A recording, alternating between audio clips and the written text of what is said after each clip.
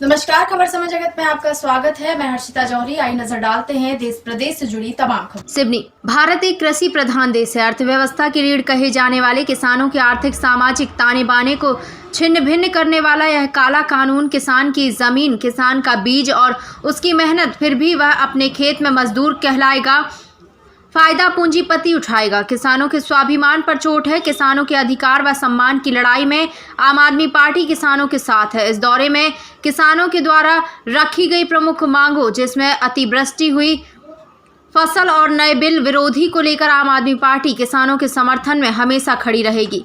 आज इस पर सरकार को कलेक्टर कार्यालय में पहुंचकर ज्ञापन दिया, जो किसानों से जुड़े कृषि बिलों को राज्यसभा में असंवैधानिक तरीके से पारित करने पर। जिंदाबाद जिंदाबाद, जय जवान जय किसान, जय जवान जय किसान, जय जवान जय किसान। काला कानून नहीं चलेगा, काला कानून नहीं चलेगा, काला कानून नहीं चलेगा। जय जवान जय। किस विषय पे हम ये जो बिल आए हैं, किसान विरोधी बिल है, जिसको मोदी सरकार बोल रही है कि ये किसानों के पक्ष में है, जबकि किसान खुद कह रहे हैं जो बिल आए हैं वो हमारे खिलाफ में है, और इसलिए सारे किसान जो है रोड पे आ गए हैं, विरोध कर रहे हैं। तो ये कैसा बिल है जो आम जनता और किसान विरोध कर रही है? जो किसानों के लिए बिल लाया गया और किसान ही विरोध कर रही है, और हम किसानों के समर्थन में आ जाए। ज्ञापन के माध्यम से सरकार को जी किसानों के लिए कर रहे हैं, किसानों के लिए कर रहे हैं जी समर्थन में। हाँ बिल्कुल। जैसे कि एमएसपी की बात करें, ये बिल जरूर ला रहे हैं लेकिन एमएसपी की कहीं बात नहीं कर रहे हैं। आप ऐसा क्यों नहीं कर रहे हैं कि समर्थन मूल्य निश्चित कर दें? आप जब बिल ला रहे हैं ऐसी कोई गारंटी नहीं दे रहे हैं। फिर जब आवश्यक वस्तु अधिनियम बना था तो उसमें इन जो खाद्यान्न जो है, इनको आवश्यक वस्तु अधिनियम के तहत लाया गया था।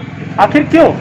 अगर कोई जो पूंजीपति आदमी है ऐसे खाद्यान्न को पूरा अपने पास अपने अंडर में कर ले, भंडारण कर ले, तो उसकी कमी हो जाएगी, आम जनता को खाद्यान्न की कमी हो जाएगी। इन्हें पूरा ओपन कर दिए कि जो चाहे जैसे चाहे खरीद सकता है, कहीं पे भी रख सकता है, जबकि ये आवश्यकता की चीज़ है, हमारे जीवन जीने के लिए भोजन है ये हमारा। तो ऐसी चीज़ों को इन्होंने ओपन कर दिया है। और ये जो बिल है वो किसानों के लिए नहीं है, वो कारपोरेट के लिए एक्चुअल में। और ये जो सरकार जो चल रही है वो आम जनता के लिए नहीं है, गरीबों के लिए नहीं है, किसानों के लिए नहीं है, ये कारपोरेट के लिए, और उन्हीं के निर्देशों पे ये सारे काम कर रहे हैं। अगर वो किसानों के लिए होती तो किसानों से जरूर इस पे चर्चा करती, पर ऐसा सरकार ने नहीं की। इस महामारी में ऐसा बिल सरकार नहीं लेकर के आती। जैसा कि आपको पता है कि आज पूरे देश में कोरोना महामारी से हम लोग लड़ रहे हैं, जूझ रहे हैं।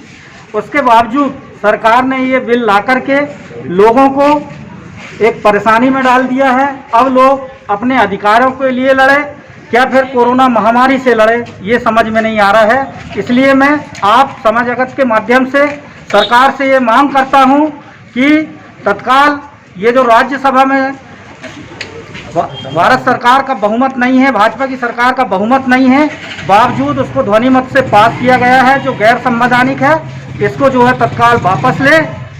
बस यही मांग मैं आपके माध्यम से सरकार से करना चाहता हूँ। खबर समय जगत के लिए सिवनी से नरेंद्र सोनी की report. For latest news, subscribe to our channel and press the bell icon.